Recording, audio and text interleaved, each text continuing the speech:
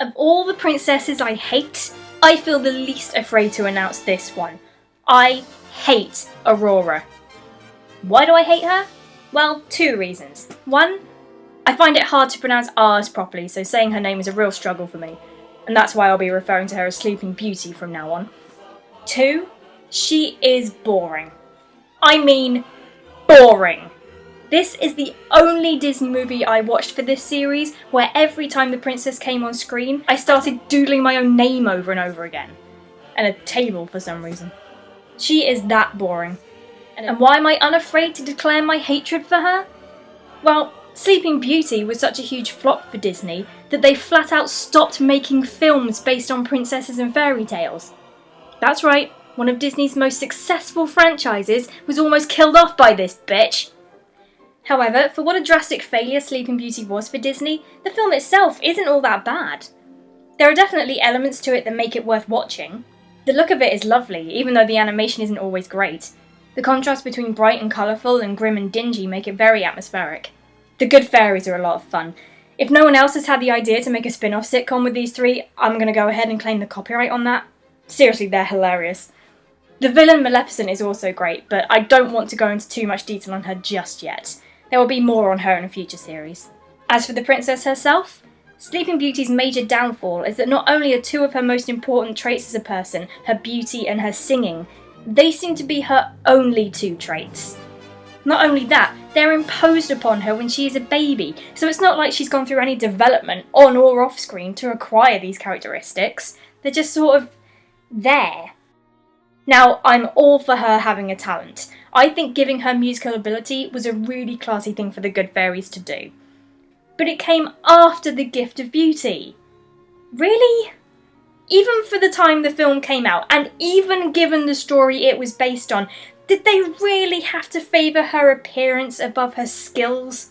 Or even her intelligence? Or anything vaguely useful? No, when she was a baby,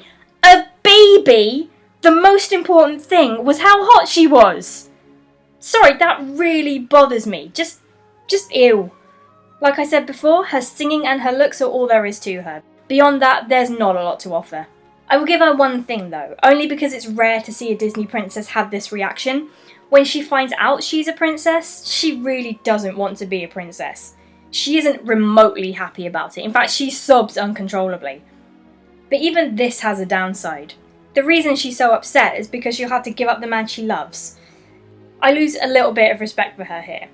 Not because she's losing out on love. I would totally understand making a tough decision like that would be heartbreaking. I lose respect because the love interest is bullshit.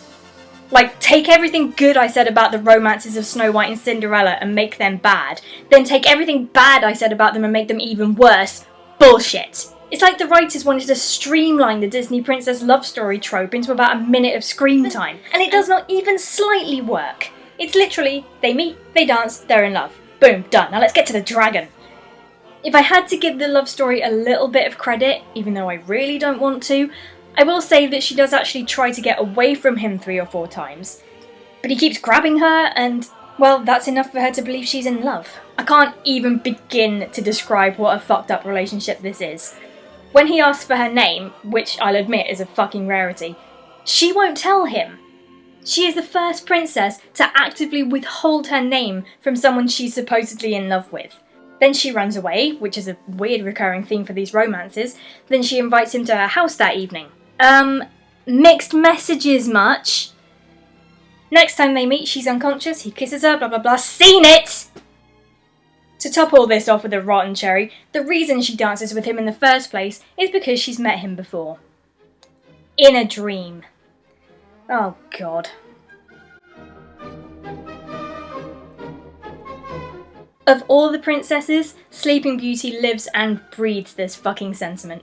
By this I mean, of the relatively short amount of time she spends on screen, she spends about 95% of it singing about the true love she's met in her dreams. There isn't much I can say about this, even though it's all she talks about, because, well, it's all she talks about. There's no variation on the theme, just the theme again and again and again. Of all the things that are boring about her, this is the most boring. It almost makes me glad when she's put to sleep. At least she's not yakking on about her dreams anymore. I really don't know what to say about this one. She's so dull and forgettable, so bland and characterless, and so one note, it's hard to remember anything about her at all, even the bad stuff. She's just a pretty void of nothingness.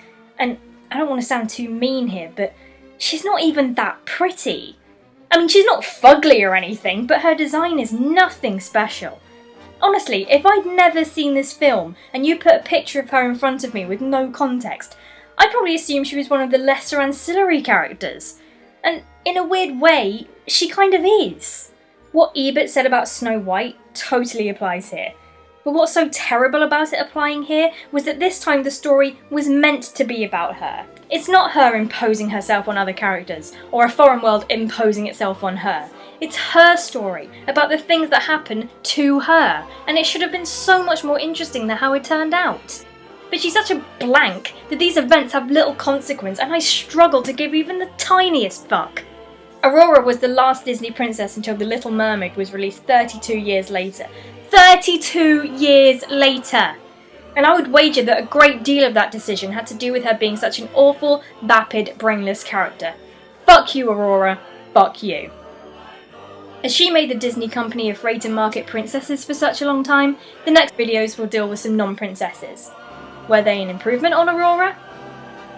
Join me in the next video for some cats and a fox.